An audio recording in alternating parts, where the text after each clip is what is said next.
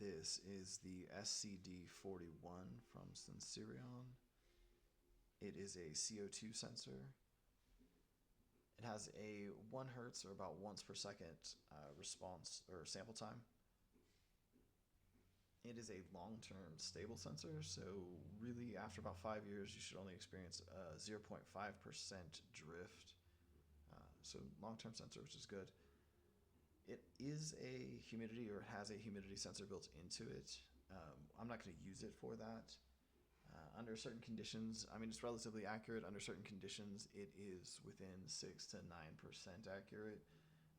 And since it's going to be an expedition rig, I just need something with a little less variance. So we have another sensor that will be doing the humidity.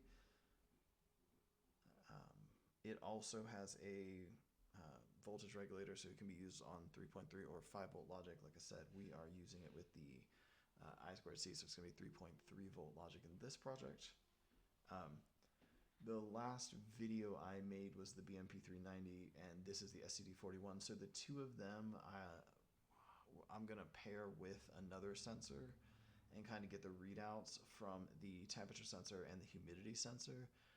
Originally in this project I had one other sensor, which is the SHT45.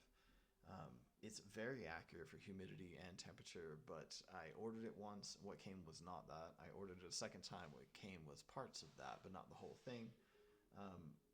And so I was like, you know what, whatever, I'm just going to abandon that. I have a different sensor that I'll get to here shortly. We'll put that video up.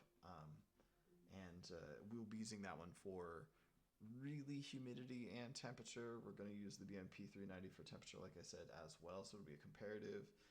And the SCD41 does give us a humidity reading, so we'll use that kind of as a base model, but the other sensor is far more accurate, so we're going to be using that one instead.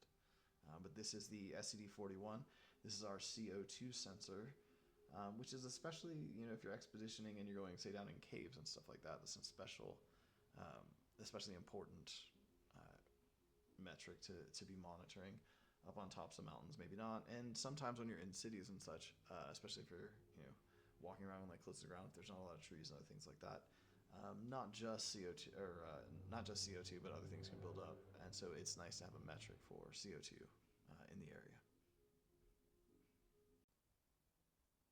I hope you enjoyed the video. You can support any of my projects through Buy Me a Coffee, and be sure to like and subscribe.